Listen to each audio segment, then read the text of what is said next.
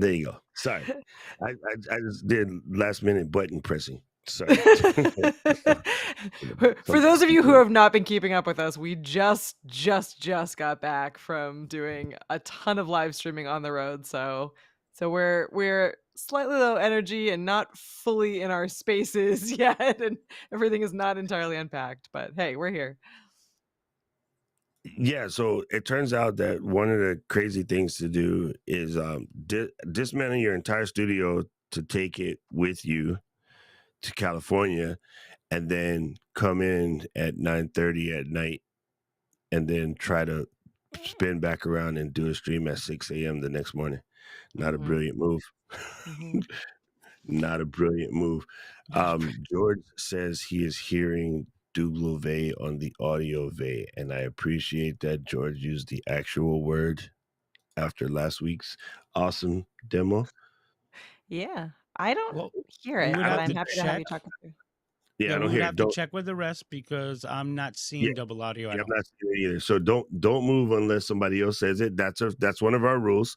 You need more than one person to say, because it could be that George didn't drink his coffee yet. No, it could be George. You may have two tabs open. I've definitely done that before, where you just are Hmm. so excited that you've opened multiple tabs or multiple Yeah, Paul streams. says the audio is fine. So George's drinking game is over. Hi, George. I wish my brother George was here. But That's that's one of my also favorite great to have a questions. good moderator like Paul. And that's usually Yeah. what I do because Paul Man, Luis, also you helps me can't do the moderate. demo with Paul one time and then over here like giving him like the Grammy Award. Hey, Luis, No, hit mute because on Doc. We're talking no. producers today, so it feels totally appropriate that you should just mute George him. said it was double tabs. See, now we're cooking with See? Pam. All right, gang. Enthusiasm. All right, gang. Okay, listen. We're gonna do a quick conversation today with Papa Luigi, which is why he's hanging out on the screen. And yeah, so we're gonna get it started. Don't forget, we're gonna take your questions. Please throw your cues in front of your questions so that we can A them, and then we'll get into Q&A at the end. If you haven't done so already, make sure you are fully followed. That's the new word for podcast. Fully following the podcast on the Apple Podcast and YouTube Music, and Spotify, wherever your podcast getting is got. Please drop a review. If you happen to watch it on the YouTube's, you can comment. You can leave comments and we can see them and we can answer you back a lot. That's probably faster than any other method. If you happen to catch this after a fact, drop your comments into the old YouTube sectioner, and then yeah, we'll get there. We are ready. All right, so let's count it out. We're gonna breathe it out in 5.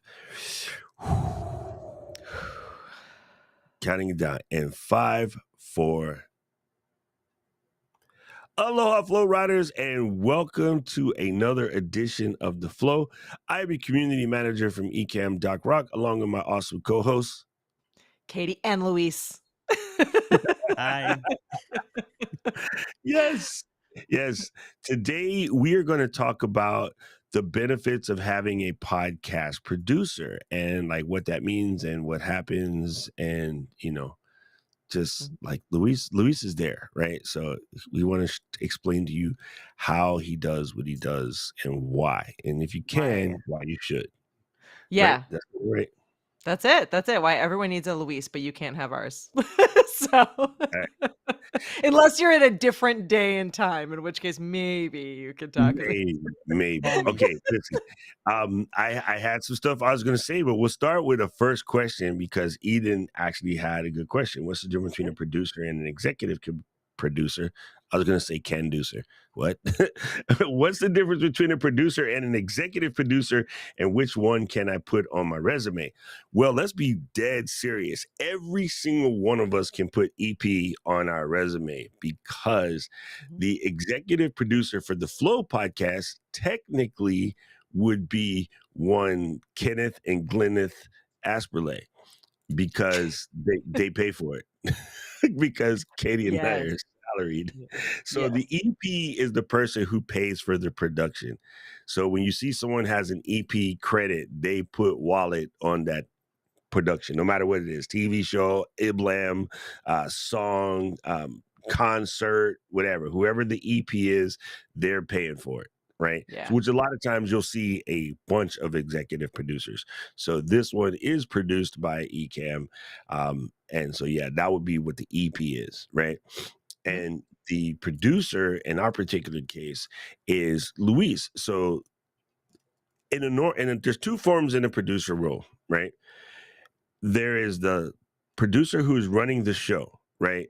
Basically putting together the flow, the okay, you guys call in to me, I'm going to press these buttons, it's going to recall, it's going to do this situation, so forth and etc.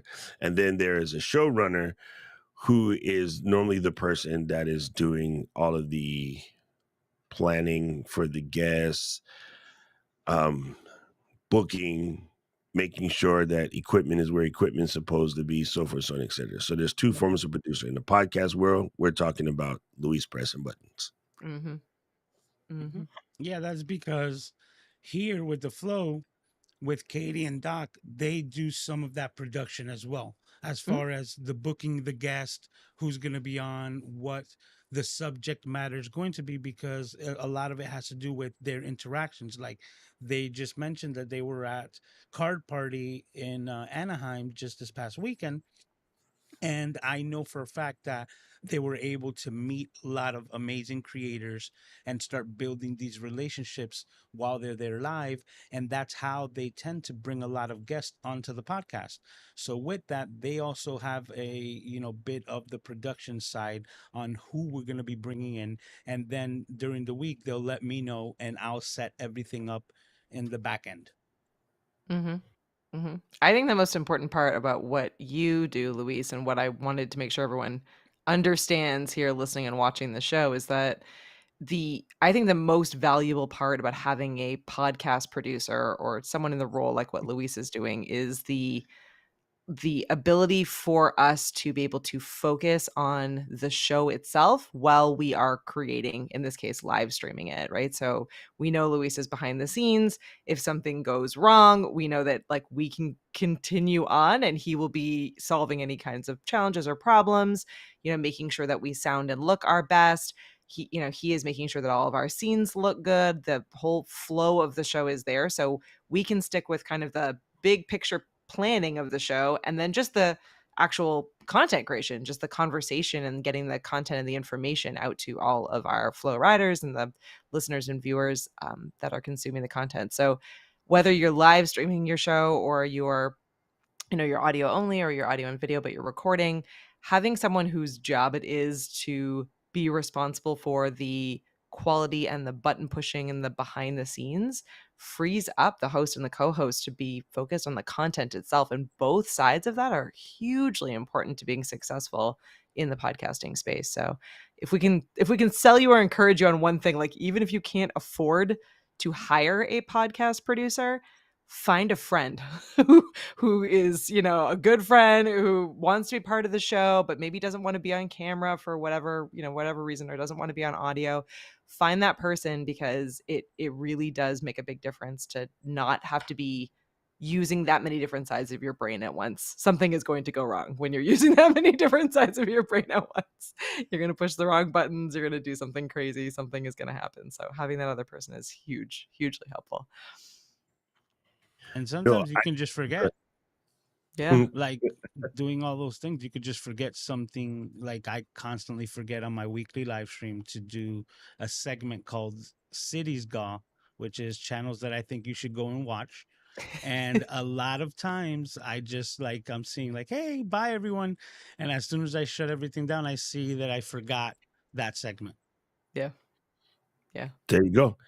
All right. So I think some of the things that we can talk about is for you, Luis, as a producer, what have been like your biggest sort of aha moments, and then what has been your challenges? Let's break that up in two sections. Okay, well, my biggest aha moment was probably remote producing for this flow, because Mhm. when I first started out was I was editing. So that's also something that I do here, that once I finish producing the flow, I have all the recordings through the power of Ecamm right on my computer, which allows me to get right into the editing process right away, because I basically have all the files that I need. Now with Katie and Doc, I also have the ability to have them record their own files and transfer them to me, so that I can have the highest quality reproduction or edited version of the podcast for both audio and video form. So that remote production was probably like the biggest aha moment, I think, for all of us, when we were like, that's exactly what we should be doing, especially utilizing this program to its max potential. Yeah, it saved a ton of time as well, and we're probably a little bit of a different use case compared to many kind of traditional podcasters, but I think even if you're only doing audio or you have a, smaller production than what we're doing, it's still like valuable to have someone who's there if that person is also editing or doing any post-production work to the files. It's nice because they're in the background, so they're listening to the conversation, so they understand where those points are. They can put markers in, they can do kind of that extra work that's going to save a bunch of time on the post-production side. So it's magical when you find someone who can do the production work and the post-production work, because the two do work really nicely together. Like if you were involved in the actual show, you know what to expect. You know if something went wrong, like where it went wrong, why. Like you could be thinking about how you might want to approach fixing it even as you're working through the production itself. So yeah, I think that's huge, Luis. What about challenges? Well, challenges I would have to say is to try to be invisible, right? As a producer, what I'm trying to do is make it seamless. And that's my goal, to the point that if I don't ever have to show up or nobody knows that I'm producing a show, then to me, that's like A plus, like I nailed it. But there's certain times where, whether it's something that I've done, like last week, the show went black for a minute. We didn't lose audio, but I was able to fix it in post. And then there's other times where, you know, how can I explain? Um, the biggest challenge is like that, is to not show up on screen. And then there was another example where we forgot to introduce Joe Casabona, Yeah. right? Mm, Hmm. And mm. I then had to pop up at the end and just tell Doc, hey, let's do a reread of his Yeah. introduction, so that I have those ingredients, so to speak, to mess with when I do the post production and kind of rework the introduction in that edit.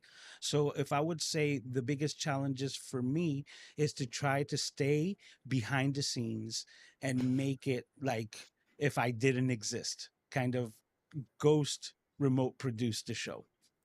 Yeah, I think that's a really like it's an interesting point because it's a specific personality type that can really excel at being a producer, because you have to be really fairly organized, right? And you need to be able to stay behind the show, but you need to know when the right points are to pop up and interject or interrupt if something is going wrong in the like, in the easiest fastest way to solve it. So there is, this is not a great position for people who panic. This is not a great position for people who, are people pleasers or who like are overthinkers, because you really just need to be able to convey, organize like information quickly, and then disappear again, right? So like you don't, yeah, it's interesting, and I think it's something that people don't think about when they think about producers, is that there are, a number of different things that you're doing behind the scenes. You're not just sitting there listening, or maybe, changing scenes over, but you're also there if something goes wrong, and you need to figure out the best way to tell the host or hosts that without disrupting the entire show or throwing everything completely off kilter. Yeah, you Yes. said it perfectly. Like, you don't want to break the flow, right? Mhm. And you're having that conversation, and if there is something wrong, the most difficult thing is to try to fix it without anyone noticing. And Yeah. if I do have to show up, to try to not break that flow, to try to be like, hey, this is what I need, and just keep it running, because that's part Yeah. of the conversation. Yeah. What's funny is this weekend, Pat decided to do a charity auction for some packs and cards to give away in order to raise money for this charity fund in order to help our kids, uh, better in school that didn't really have resources for school, things like that. Yeah. And it was a kind of a last minute decision, and they wanted to do it live. And everybody else was like, and then one of Pat's people came over and said, "Hey, can you produce this?" And I'm like, "Yeah." And they're like, "But do you need not no, let's just go." And so we go, we set it up, we're doing everything the way it was quote unquote planned. And with a bunch of kids running around the tripod and climbing all over you trying to get to Pat, there was no way it could be done that way. I legit took the camera off the tripod and I handheld, Uh, a Uncle bunch of Doc was box standing. breaking. I handheld a bunch of box breaking for like an hour. But what was cool was in the beginning, they're so into what they're doing, he's not able to show the packs to the people at home because Mhm. they had a camera like right here in front of him to show what they're used to doing, right? Show the packs everybody in the stadium with the three monitors. And then I was just whatever. So now that I'm handheld, I could do weird Dutch angles and reach around, the swag in order to shoot the angles, and it just works, right? And so the key element to that is what Katie said, right? You just have to stay calm. And if it merits doing something, which now takes me out of the hiding spot to produce, I got to stand right there in front of the stage and do it. But it was an Yeah. overall better production for it. And that's something that you have to be able to be both willing and able to do. So, you see it all the time where a newscaster or sports person has to break the fourth wall in order to tell the audience, "Hey, I'm going to have my guy. You're going to see my cameraman moving. It is what it is, but we're going to keep going." It Mhm. happens all the time, especially in the weather guys, right? They're outside, and all of a sudden, look, it's raining cats and dogs out here. It's like, why are you outside? Go somewhere. Did not do that. Right? Go sit It's by a window and tell us what's happening. Yeah, we always all the know hurricane it's watch. raining outside. That's why we're inside. Yeah. Exactly, right, right. Well, especially here, right? It always rains. Okay, so I do want to cover something that was posited by our live studio audience. And as a reminder for the people listening at home with the home version, you can come to the live tapings every Tuesday. We're here every Tuesday at noon East Coast time, and that way you can ask your question live. So here's a cool question. It comes from Education on Fire. It says, if you're asked to produce a show for someone else, what are the pros and cons of charging per task or per hour or per task or rate per show? Okay. Um, Good question. Basically, here's the thing. Never. I mean, listen, you got to do what you want to do. It's on you. But I'm gonna tell you my world. Never, ever, ever, ever, ever, ever charge hourly. I have an hourly rate. I don't charge that. I use my hourly rate to calculate the rate. Okay. And here's the reason why. The number one place that hourly raters break down is they have to track every single hour.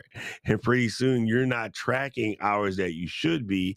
And 9 times out of 10, you're doing way more than you bargained for. And you don't even realize it because you're not properly tracking hours, right? So when you're doing this thing and somebody calls you every 5 minutes because they're frantic, you don't charge for that stuff, but they can tack on 3 extra hours of them calling you, just double checking, triple checking, quadruple checking, just asking, dumb questions, whatever, and you're not writing that down. So now you're literally spending an extra 3 hours on top of the 5 you allotted for this project, and you don't even realize it, right?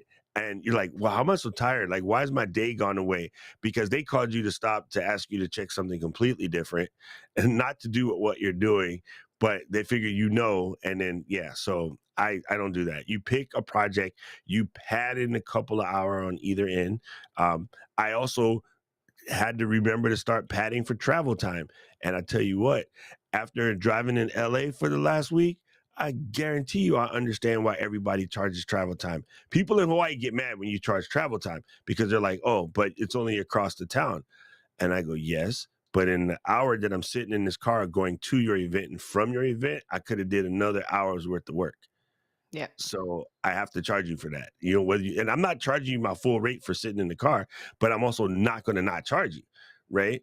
And then how does the thing break down? Oh, my guy's on his way, but his car broke down. Why his car broke down? Why doesn't he have a perfectly working car? Well, because you didn't charge travel time. you know? Mhm. When I'm doing a remote event, I charge for my gear. Why? Because all you guys sit here and say, "Hey, I can't get this new lens right now. I don't have enough cash, whatever's." But I just did an event last Saturday, right? I did a live like Hawaiian cultural event. Yo, they rented my camera, they rented my stream decks, they rented my Mhm. Mac Mini, my monitor, all the XLR cables. They rented all of that, right? So on my contract, here's the rate. Here's the rental fee for all the equipment. Here's the travel time. And if you're not feeding me, we're fighting. That's just you just put it down. You put down Yeah. what you want. Because if you're busy doing the show, Luis, you've done this just in the office at Ecamm, we forget to eat.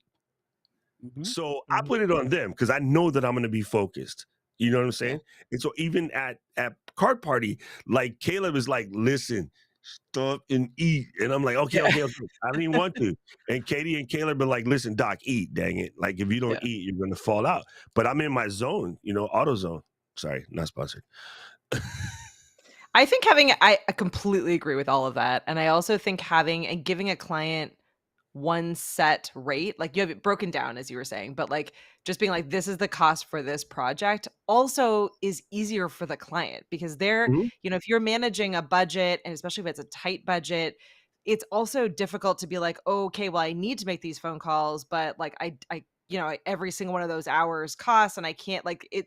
There's a level of kind of concern about that. And you may not have the best experience back and forth if you're worried about hours and hourly rates and your client is worried about hours and hourly rates. Like you're better off just building it out into a project cost, padding it up a little bit because you're absolutely going to find things you didn't think of and doing it that way. I think it just creates a better overall experience for both sides of that coin. So I would agree Yeah, completely. 100%. And if you know you have a lot of stuff to do and it's too, like, picky, picky, picky, make a retainer. Here's a Yeah. retainer. Here's a bucket. Think of this bucket as a 2-liter bottle of stuff.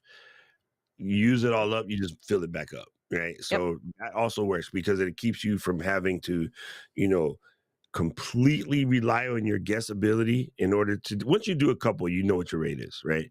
But Right. retainers allow you to charge a blanket thing. You can actually that's a good way to get clients in the beginning is do retainers because you guys don't know what's going to take what based on how they work, Yeah. you know.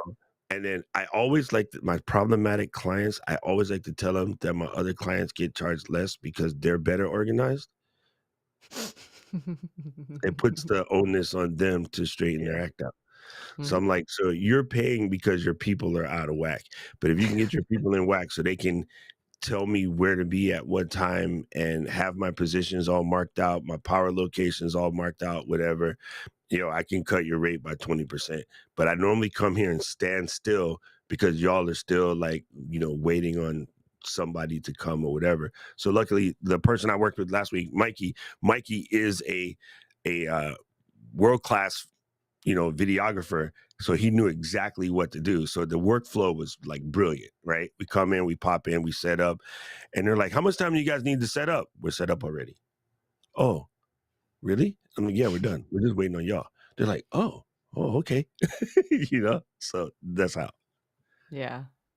Yeah. And it's I think this is a good part of the conversation because there's so many different kinds of producing and production that exist. So, we're in this particular environment, we are doing or Luis is doing remote production, right? So the three of us are all in different locations. Luis is virtually sitting behind the scenes and kind of, you know, containing and running the show itself. So when guests come on, Doc and I are talking. Luis is talking with the guests backstage and in offline channels, making sure everything gets through properly and offside. But all of that exact kind of similar set of skills and functions exist in in-person productions, right? So like what 100%. Doc and I just did, where Doc was like building out an entire studio space, like taking cameras into different aspects of the conference center and you're capturing video content that way. The same goes for like what Jill does when she's producing sporting events or kids theater productions and things like that. Like it's the same word, and we covered this last week, like it means the same thing across the board. It's just getting it into your headset of like the details and what you're going to do are slightly different whether you're doing it virtually or in person, and it's slightly different whether you're doing it kind of in that remote, format versus, whether you're on screen or kind of behind the screen. So like it's different aspects, but it's the same skill set and it's the same overall job. So, important for all of And us to know because it increases your ability to get more clients, right? If clients are important to you, thinking through like, oh, if you're really good at like all the virtual remote production stuff, that doesn't mean that you can't learn the few additional things you need to do to be able to do it in person. Like it's a few extra things, but it's not, it's the same path. So yeah, I just saw that PK was here, and so I'll just remind him. In Hawaii, we say same smell, different nostril. absolutely. I love that one. Right, Uh, right. PK, that's an old flashback. I don't know when was the last time he's been home, but I know he'll remember that. That's something that the uncles around here say. Oh, same smell, different nostril, bro. So, Luis, I think one of the things that you do really well is your ability to sort of switch between modes on the fly. And I think part of that is because when you got into production level, you also leveled up your skills. I just mean to say that. Hey, I just realized we was kicking the same shirt. Because, Luis has a shirt called "Upgrade Your Skills," right? Mhm. And what I will tell everyone in who wants to get into this, one of the things you need to know how to do is recover from everything. So you're going to have to simulate broken, right? You're going to have to hire a friend or enlist one of the kids or somebody to come in when you're not looking and disconnect push the something buttons. Yeah. Yeah, and press exactly. upgrade buttons or see when you can Yeah. find it, because the ability to solve on the fly is just going to be what you're going to have to do. So, again, I'll use this weekend as a thing. I don't know what happened. I already talked to Rode. Nick and I are on a mission to figure it out. My Rodecaster Pro was ghosting channels. Like It it'd be went all crazy. all four of them are working, and then all of a sudden, channel two is like, nah, bruh, I don't do California. I was like, wait, Yeah. what? Hey, hold up. Like I need you right now. I got people coming, right? And then so that's why you guys kept saying like somebody's mic isn't on. The roadcaster was just like, They were on. Yeah. I'm not feeling you today. I am at Disneyland. Right. So you have to be able to just figure out things that you could do. So what I was doing on the fly when it was acting silly is I was mapping it to a virtual channel. And then it would work again. And then I'd put it back and it'd be fine. So I was just moving it for a second and moving it back and it'd be fine. The other thing that you might have noticed on one of the streams, um, somebody was breaking boxes, Shane, and Shane kept forgetting to hold the mic. So I grabbed the Go, Wireless 2 Go, and I paired it to the Rodecaster real quick. And I just stepped right in the middle and clipped it to his thing. Because it's better to have my arm in the shot for 5 seconds for me to clip a Rodecaster. I'm sorry, a Rode Wireless Go 2 to his body and then disappear again, than to just leave him assed out because I'm afraid to stick my arm in the shot. I don't give a damn about the shot. I'm sticking my arm in there because I want y'all to hear the packs.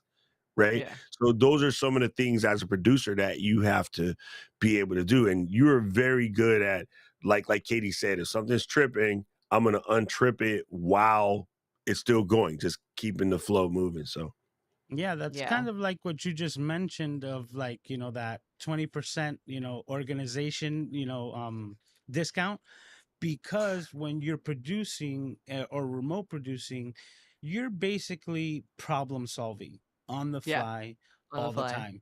And to upgrade your skills, right? It's to have that understanding of your equipment so that in case someone were to come in and sabotage you, so to speak, you would be able to know how to fix it on the fly. Yep. And keeping the level head is what's most important when you're trying to navigate all of the hecticness. And even if it's not a problem, it could be to your benefit. For example, Doc and Katie had a Flow live stream where they were also taking over the Instagram account for another, Yeah. For another Captivate. Yeah. co-creator, right? Yeah. Who was it for exactly? It was It was for Captivate. Yeah. Captivate. But at the same time, when we went into the Q&A at the end, Doc decided to bust out his gimbal and be live on Instagram. What I did was, having the understanding of my equipment, I said, how can I bring that feed in Mhm. right now without having to remote that connection, so that the flow riders could then experience what he's producing on Instagram. And Yeah. because of my understanding, what I did is I opened up Instagram on my phone. And Mhm. then I took my phone and connected it to the computer, and Ecamm was able to see my phone as a source. Then I took that source and brought it into the live stream and just messed with the sounds, because I also knew that Doc was producing the sound. So I did not need the audio from Instagram. That would have caused a double audio.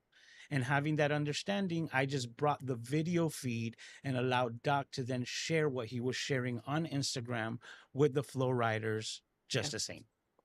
So what And you're that saying is I would just change stuff for no reason. You got to Well, be no, malleable, Gumby. you gotta be valuable, but I think what also is a great, like, hidden point in what you just said is that not only did you know the technology, you knew how to do it. So you had the idea, you were like, "Oh, okay, I see what they're trying to do, I know how to do it, I'm just gonna do it." But you also knew both of us well enough to know that that's what we would have wanted you to do. So it wasn't like we were sitting on camera being like, "Hey, Luis, this is not going really well, like, we really need for you to show that." Like, we didn't have to have that conversation, and that came up completely on the fly. And because you were paying attention, you understood what like the vision was, but you knew what we wanted from you without us needing to even say it or probably even think it. We were just like, "Oh wow, great, that's perfect." Yeah, that's Let's move along, exactly right? what happened, because you Yeah, guys were just thinking it and you were like, I'm not sure if I can do this. And I just yeah. popped up on the stream, interrupted, and I said, I'm working on it. I'll be right there. Yeah, exactly. And I think that's part of it, and that I think also goes to a level of confidence in your skills as well. So like, if you were more timid, you might, like a person like me, I probably wouldn't be a great producer without at least a lot of practice, because I would have been like, the Canadian would have come in. I would have been like, I'm gonna bug you. I don't know if this is exactly what you're thinking." Like, and I would have wasted all this time. Whereas you were like, I know what it is. I'm gonna bring it on screen. Like, worst case scenario, it's not, but it's like, but you were sure enough in yourself and confident in yourself that you knew what to do, and that it would be just a really great additive part of the show. And you care and understand what the audience wants to see as well. So I think those are huge parts of the job that are really, really important. And if you're looking for a producer, like, look for someone that you can build those relationships with, because ideally, a producer, especially for something as kind of special and specific as a podcast, is you want to find someone that gets you as a host or a co-host, and also understands like your audience, your mission, what the show is about, so that they're not just pushing buttons. They really are like an integral part of the team. I would definitely say this. Listen, Katie's nice, so she's not going to say this. I'm going to just be always brutally honest because this is how I roll. If you don't have ice in your veins, don't do it. Yeah, don't do It, it. Yeah. it's just really not. It's not for you. Yes, I know it's a money making opportunity. Yes, I know it's an opportunity. I know you want to get better first, and then do it. It's Yeah. almost like, hey, I want to fly a plane. Let me just sit over here and pull the stick back. No, Yeah. you can't just jump Yeah. into this one. This is required. It's funny because we had a great conversation at dinner, and Katie is funny because Katie is the antithesis of my feelings on this, but she just said it without even realizing she said it. In Yeah. order to do certain parts of this business, you have to actually know what you're doing. You have to Yeah. actually know the terminology and practice at it and whatever. These are not the things that you can get by with say a 40% knowledge. You have to actually know. It's just that's And a different level, and that's cool. yeah. And if that's okay, if that's not you, you could be the best announcer in the world, right? Yeah, and nice will take you so far. Like, I know what my skill set is and where I bring value, and like I'm the person that can book all those interviews, I can build all those relationships with those creators. When they show up, I can make sure that they feel like special, they know that we're excited to be there. Uh, if something goes wrong with like any of the pieces of technology, I'm the first to be like, Doc, please help me with this, right? Like, but I'm also smart enough to have hired a genius like Doc to be on site at these locations, because I know what I Well, am not, also, you guys where my never seen skill set Katie mad goes. before. I've Yeah. seen Katie mad before, so it's kind of good. I'm like, I know that there's a Canadian, but she's been in America long enough. She has an American switch. but that is how a good team should function. Like, I know that 100%. there's a reason why the 2 of us went together into this show. There's a reason why Caleb was there with us. There like, each person's skill set is complementary to the overall production of the event. So, like, again, I know that I am not the kind of person that could be in like, my level of stress for those kinds of events are, like, I want it to, like, look its best. I'm, like, hitting my set of goals. I'm not thinking about the technology because that's why Doc is there. That's what Doc is best at. That's what Well, Doc is gonna do. you just mentioned something, Case, and this is what's extremely hard for me. This is what keeps me up at night. Having the perfectionist streak that all people born in our moon have, Virgos. it's not even remotely. All of us have it. Like all of us Yeah. have that perfection suite, but then trying to fight that against, I know what reality is. And Yeah, I'm a very reality, pedantic to a fault person. So yeah, that's what keeps me up. That is my bump in the road that I can't overcome. The combination of trying to be a perfectionist and yet be pedantic as hell. yeah. It's really psycho. Here's a question from Dan. I'm actually getting ready to do a proposal for a client to produce an hour. Hey, Dan. We are doing live demos. Any advice from the kings queens of Ecamm? Don't do it. Like unless you really have to, don't do it. You have to be fully ready for this. But at the end of the day, as long as you and your client have an agreement and they understand that life happens and you set expectations, that's my Yeah, advice. Set expectations. Do not even to Katie, you have to remind her it's never going to be perfect. We want it to be. We will strive for excellence, but just know if something does hiccup, here's a couple contingency plans. So we sat down this morning. Streamer X decided it doesn't no longer want to talk to the camera. It's been talking to the camera for a month, but today, nope. Doc's So Doc's tech is on strike this month. It's like, I just, nope. but while it's being evil like that, I reach in the drawer. I got two more cam links, so just swap it up. You know what I'm Yeah. saying? And once I put the cam link in, the cam link started doing something dumb. I was like, you know what? I plugged it back into the Streamer X. It's totally fine. I was like, you know what, Streamer X? I'm gonna punch you in the face, you little Australian. Yeah, Dan, I will say, if you are going to do this, and it sounds like you may not have enough time to pull this off, but Stephanie Garcia did a really incredible series for us called Showrunner. And if you go back and even on, 2 times speed or 3 times speed, since I know you're tight on time, review some of those episodes, especially the pricing episode from season 1. She did a really fantastic job in breaking down like exactly what to say to clients to set those expectations and how to approach pricing and how to like really think it through, because Doc is absolutely right. It's not that we don't. I know you're being sassy and sarcastic, but it's not that we don't believe in your abilities. It's that no one totally understands how temperamental live streaming is, or live video production, quite as well as we all do, right? Because we do it often. We know something is going to happen. We know how to troubleshoot our way through it, but that's a very different experience than when you are being paid by someone to do it, when they don't really understand what live is like. Because, Yeah. and I'm this part, like Doc can attest to this. I was this person that even knowing all of that, and at this event, when someone as incredible as Pat Flynn is on stage and Ken is standing behind me asking me a whole bunch of questions about tech stuff, I'm in full panic mode, even though I entirely trust Doc, even though I know things are going wrong. I'm like, I want to look good. I want our team to look good. I want Pat to feel fantastic. Like, we want to win, even knowing things go wrong. Like, it's that feeling, right? So that's what your clients are going to be feeling. So even no matter what the size of the project is, just, yeah, really clearly define those expectations. Maybe take them through a test run, talk through like some of the different, troubleshooting things that you can do if things go wrong, just so that they have that level of expectation.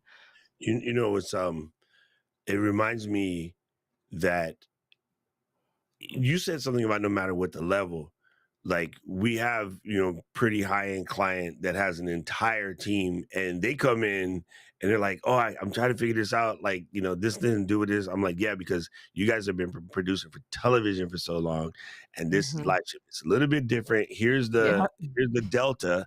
and then they process it and they go, okay, fully understand that, because they know Yep. what the TV side is like.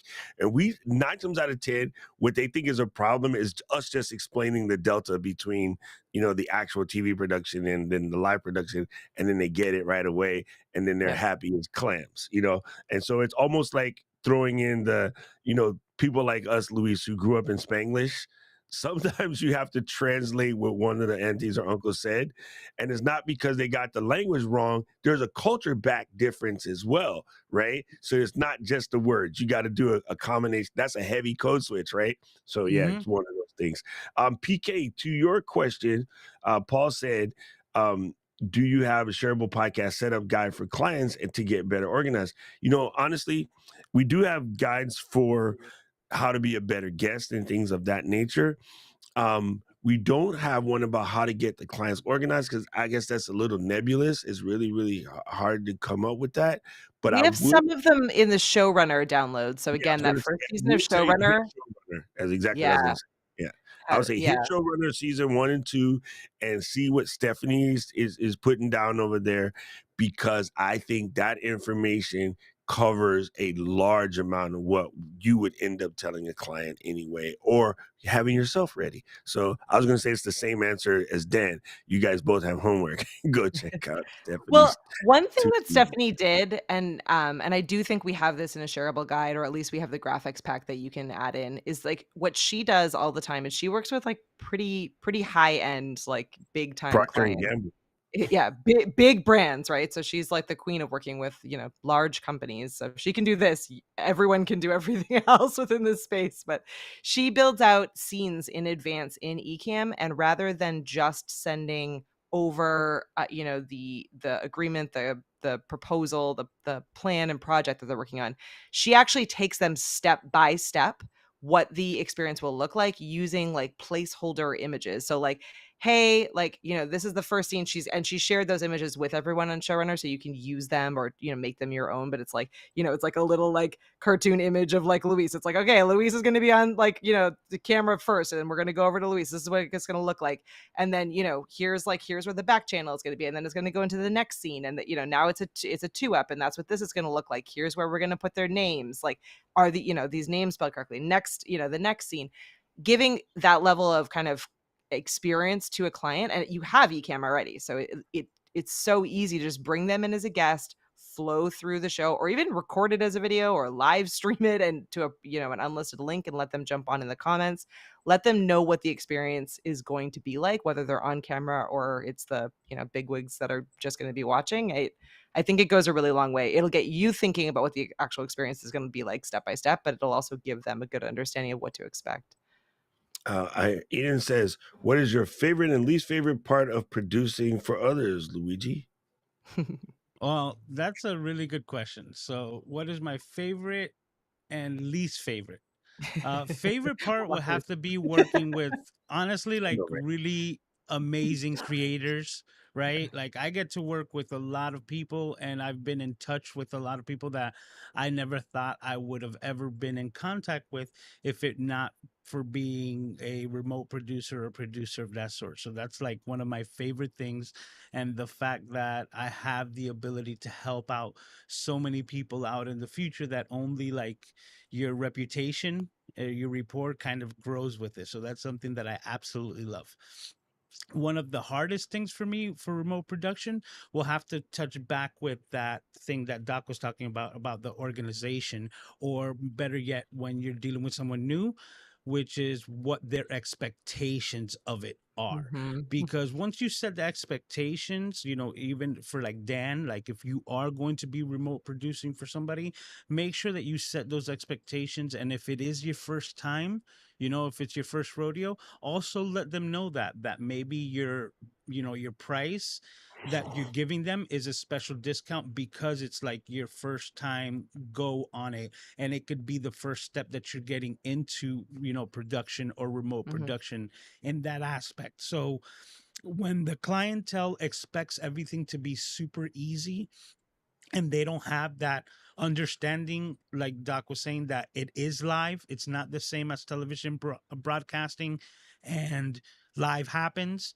So that even though we can set up for everything, all the scenes, everything to the T, there is a possibility that your neighbor cuts off your internet accidentally, or you know That what I'm did saying.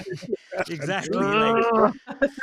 you know that there's certain things that could be 100% out of your control, and knowing that you have to keep that level head and keep cool, right, keep calm and keep Yeah. on, that's probably like the hardest thing about, conveying that type of information to a new client. So my favorite Yeah. thing will be working with such awesome people like these two here. Like, I absolutely love my Tuesdays, and I really want to emphasize that, because I am very fortunate to say that as soon as I'm done working and producing the Flow podcast, I have a smile on my face, which is the best feeling that I could ever wish for anyone. So that's my Wow. favorite Thank part. you. And then the hard part, or the least favorite part, is kind of like that onboarding procedure, Yeah, and to onboarding, yeah. see if you really mesh well with the client that's looking for you to help them out. Yeah, and Yeah. Dan said it's not his first rodeo, but it is going to be your first time riding that horse, so it doesn't matter. Yeah. You have to build a rapport with that person. So in a way, it's a good olive branch Mhm. to say that although I have full confidence in this capability, I've done this enough. I want you to feel good about this situation, Mhm. so I'm going to offer you an introductory. This is why many hotels or place, even swanky hotels, would give your first visit like 15% off because they Mm. want to hook you. And once you got the hook, it's in like Donkey Kong. Think of it as a lost leader, if you will. Okay, so Hank has a question. Do you That's a good recommend one. keeping it simple when it comes to guests if they have only a cell phone, a laptop, don't have any complex equipment other than maybe headphones or earbuds? Hank, listen, buddy. You and I are friends. We come from radio. You know when the station boss basically comes in, station director, that's the word I was trying to look for, or a music director tells you, hey, I need you to interview Luis. He's going to be calling from Bayamon, and he's going to be calling you in the cell. He's going to introduce about his new album that he's doing with Daddy Yankee. He's going to come on in like 5 minutes. And it just sounds like the whole thing is just trash. You hated those because it just interrupted your whole entire show. Everybody coming close. This is your show. This is your show. If Oprah Winfrey, and I mean this from the bottom of my heart, Oprah Winfrey says, hey, I'm going to come on and talk to your people about blah, blah, blah. And unless she's giving every one of you guys a car and she says, I can only come in my phone, I'm like, nah, Chicago, you need to get somewhere where you have a computer and a monitor because the phone is not going to cut it. Now, if she's going to give you guys a car and you get a car and you get a car, I might let her bring her butt in here with a crusty iPhone, but it's my show. My quality is important to you guys. I'm not going to sell my soul just because they think they cute and put them in on the cell phone. It's just those are the worst. It's not good for Yeah. anybody. It's not good for your audience. It's not good for them because they consciously feel bad about not having good equipment. So Yeah. you have to just tell them, no, hey, check this out. You can go to WeWork and get set up, right? Mhm. Joe McCaskill does his entire thing from a co-working space. He actually told us he does his show from WeWork. Yeah. So it's way too easy to get somewhere. And this is why when they started to bring on the people who refused to set up good Zoom stuff, back in the day, they would send them to go to do a podcast at a studio, right? Yeah. And now a lot of places are building podcast studios in various neighborhoods. So unless they're coming from Beagle Creek, Louisiana, and there's no place for them to set up, me personally, I'm not letting them in. I'm sorry because I feel like the drop in quality. Yeah, I've done it before, and I'm not doing it no more. It was whack. It It's didn't help nobody.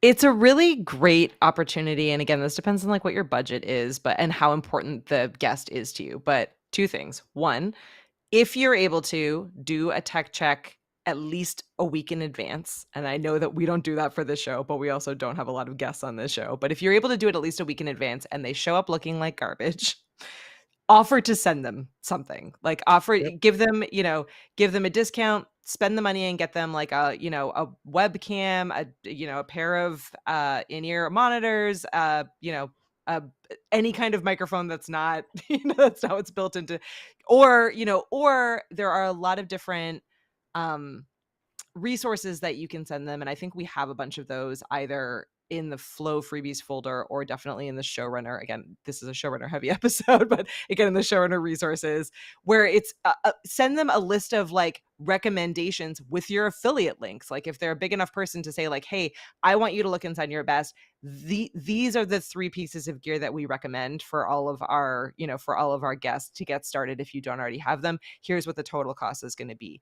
Like setting those expectations again, like not only makes your show better and the quality that you want, but also makes the guests feel way better. So if you're able to give them something, even if it's one piece or something to get them a little bit closer, that's a huge win. If you're not able to fund that right now, at least giving them the information and talking through like the why is going to help, because none of them want to look and sound like garbage on your show either. They want to look awesome. So Yes.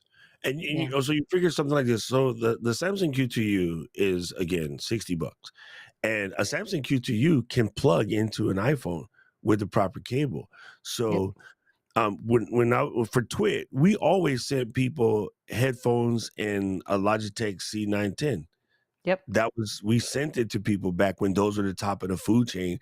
We sent it to every guest that was going to come on that wasn't going to have one, because the output side was going to look way more important, right? Send them a So Camo gift card, like, send mm, them a mm, free license to Camo, there you cover the go. cost of their Camo license. Everyone has a phone, so even that, like, even being able to add and tweak some of their settings with their phone camera and show them how to use it, like, that's not That's brutally expensive, so brilliant, Kate. Send them a camo gift card.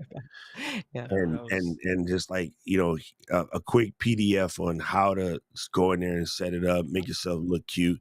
um Substitutions for tripods, okay? uh Tape, um bottles, books, things of Yeah. that nature. Post up somewhere with good lighting, stack it up on some books, plug this cable in, and you're good to go. So yeah, that is fantastic. Send them a gift card for camo.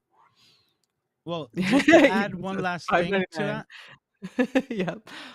Well, just Oh, to hold add on, one wait. last thing to that Hold on real quick, is Luis, because we just got a in that I didn't know about.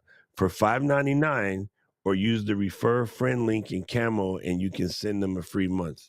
I Oh, didn't know done. that. There you go, Hank, you're Done. saved. You don't even You know have what I'm to saying? see. spend a Six dime. bucks. So I was like, thank you, Eden. Yeah.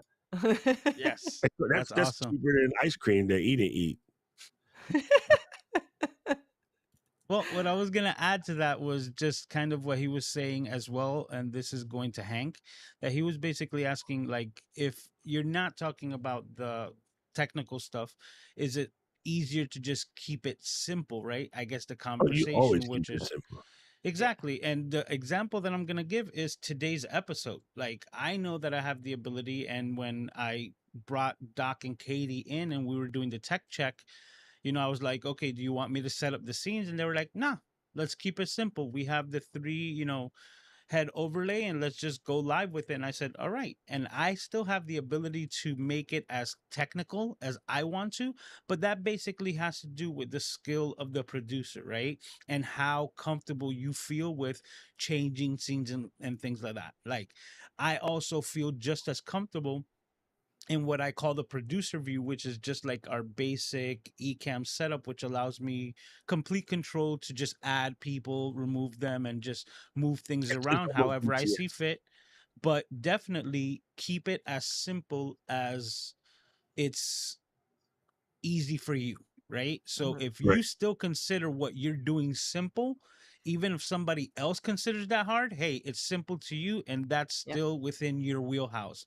But it's only when you're trying to extend and doing something new that I would recommend try it ahead of time before you do it, on a live. Yeah, like Yeah. this show today is almost like BTS. Smooth Yeah. like butter. It's criminal undercover. Sorry. The content of this show makes sense for having it as clean and simple as possible. We're talking about, like, what goes into making a show. We have Luis on. It is very behind the scenes, so, yeah, I love it. Yeah, and I think it also gives, listen, people, part of that. again, Luis mentioned it about the confidence to know that I can open this kimono up and just talk to you guys straight from the hip and still be able to present some value. I think a lot of people try to hide behind a bunch of twirlies and technicals and noises. And today, guarantee you, let's everybody check the Facebook group. Somebody's going to ask again about how to do a transition. And I'm like, I can tell you how to do it, but it doesn't make your show better. What makes your show better is decent content. Like the Yep. transition is cute, but we've all seen cute and hollow, you know, Mhm. like Paul. I'm just joking. I'm joking, Paul. Don't get mad. No, but Paul it gets to takes away save from up it. one punch or slap every insult you make, and at creator camp, he's gonna dole them all I'm out. already scared. Yo, Paul and Val have been planning some kind of like drag this dude into the forest and do something mean to They're him. saving up. They're saving up. What do you Oh The my other goodness. Paul from the UK has been giving Paul Duncan tips on like how to throw me in the dryer and make all the parts disappear so you can't find me. Like I'm like, listen, y'all are Oh. ganging up. So this was really good, Luis, This and was thank a you great for one. being willing to do this. I Anytime. I think love this. I think she's rich. I think this is a really good conversation. And again, people, you don't have to do it all by yourself. Like I always say, teamwork make the dream work, and you'd be surprised how much better bringing another set of hands or another set of eyes in. And I think one of the things that was definitely helpful, I believe, to our ability to do this all together is that time we spent during Leap Mhm. into not live selling, podcasting. During that time in Yeah. the leap into podcasting, we even got a chance to hang out, eat a bunch of time, break a lot of bread. Mhm. Luis and I basically lived together for a month. Um, because even then, like the understanding of what the other person is thinking and how they're going to do it Mhm. and what they're going to want and what their idiosyncrasies or in my case idiot are, like Luis would just like know them, right? And then so we're able to do I think it even plays out here that connection that we have because we were able to work together. And our first inkling of this kind of sort of came from setting up that little room for Luis to pregame the guest for Yep. the live show. So We're like, "Oh, Luis is good at this. We should have Luis do this." we should talk about that again, maybe on a different date. Yeah. Like if you're going to produce an event that's going to have multiple Mhm. guests, how to have that staging room, right? And so the Like last an event, actual Caleb green did it. room. The Yeah. actual green room, the real deal Holyfield green Real room. green room. So for Yeah. those of you guys coming to camp, you'll get to see it because you're going to be doing studio stuff with LD and I. And I'm going to just warn you, you better start practicing your skills because right in the middle of your setup, there might be gremlins going around unplugging stuff you don't even know about. I'm not mentioning no names. That wasn't me. I'm Oh. blaming Laura. But I want to mention one last thing, which I don't think Yes, we sir. touched on, right? Which is one of the best parts of having a remote producer and not being one, but having one is for Doc and Katie to basically have their week open to be able to do everything else because Yeah. the only real responsibility that they have to do is be here calling Showing in up. to me on time, like Yeah. within 15 Why you minutes to throw in the before we're on going time live. part? I guess. I When was actually Katie giving you shows the up on props. time. Like when they show up and they're here and that we're able to set everything up, like they don't have to think about it because I'm the Oh, one who woke up early in the morning on Tuesday and I've been setting up all the scenes and getting like make sure that our guest names are in the correct position and spelled correctly. Like all of those little nuances that you don't recognize that take up a lot of time in the pre-production of any production is what I also think that is one of the key benefits of having a remote producer, knowing that somebody is like actively working on fixing all those little minute details and that you don't have to worry about it. And it's just like right. call in, have a fun conversation for an hour and then continue on with your day.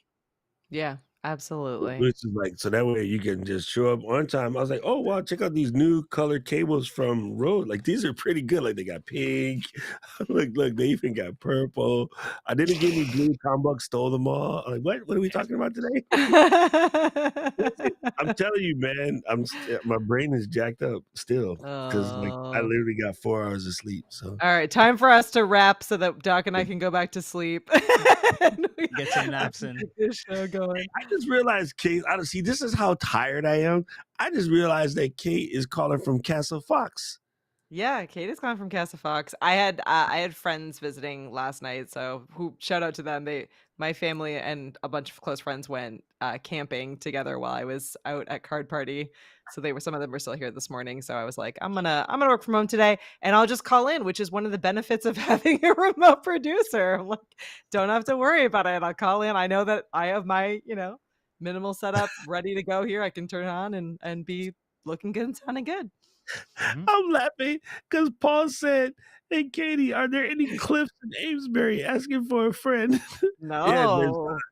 there's Cliff O'Malley. And then so that was rude. That was rude. Just We'll went talk straight after Irish with Paul. Massachusetts. And then Hank said, "Oh, Paul is gonna go straight Yellowstone on Doc." Yeah. Oh my And gosh. it's Murgatroyd even. Andy, yeah, you need an MV7. They are awesome. I'm thinking though, and this you can all make fun of me for this. I think I need to bring a different color a different color home so that I can swap it back and forth. Because I'm like, oh, when I do my personal podcast, I'm like, kind of want that one to be purple or black or something else. Yeah, But yeah, that's absolutely. my only complaint about the MV7 is that I haven't yet gotten all the colors to swap. Everything else about it is so easy. It's just fantastic. All right, we're gonna have to get you one for the VHS podcast just I at your know. house in That'd be the great. actual color, kind I of know. like Heather and Yeah. Evie, I know right? I need to do that. That'd be We do fun. like the 80s retro. Remember the LA Looks logo and the little colorful spirals on the side? We can do one of those mics with just a bunch of weird 80s colors. Oh, someone to Nat too. That'd be awesome. Yeah. That'd Yeah, be He I'm went in. there. He said Yeah. LA looks. I know. yeah, Yeah, we remember went when you there. had We the went gel to there. make your hair like the gang? Of course. When I had hair. Boy, that was instant nostalgia. My mind went right back to it. Right, super funny. Anyway, gang, Well, thank you guys. We don't have to do Q&A because we I was did gonna it. say we did all the cues. We We did actually answered all the shoot questions. all We're those good. A's. That was really cool, guys. Thank you for putting up with us and dealing with this behind the scenes look. Yeah, and we'll see you next week for another edition of The Flow. Don't forget to go to flow.ecamm.com. Man, let me re-say that Let's again do for that again. English. Go ahead. Don't forget, you can go to flow.ecamm.com in order to get to the podcast. You'll see that it basically works anywhere your podcast getting is got. If you want to send us any comments or feedback, I would say drop them in on the comment section on the YouTube feed off of YouTube Music or YouTube itself, or send us an email, flow@ecamm.com. That's FLOW at ecamm.com. This show is brought to you by Descript or Descript or whatever you want to call it. And they just had a live announcement today, and it's happening now, which is like, I kind of want to watch that because today they're releasing, you ready for this? Their AI features. I told you when they got bought by, they got not bought, but when they had a cash injection from OpenAI, that the script was about to get some AI creative features. And I kept saying that, Big Daddy's going to come in and just bless them. Today's the day. So you might have to catch it on the replay, but the script just dropped some brand new stuff. We love them. We couldn't live without them. We like them. We love them. We want more of them. DESCRIPT, Descript. Check out descript.com.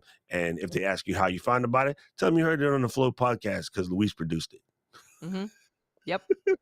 All right, we did Oh my it. God. We did it. Bye until next week, everyone. Yes.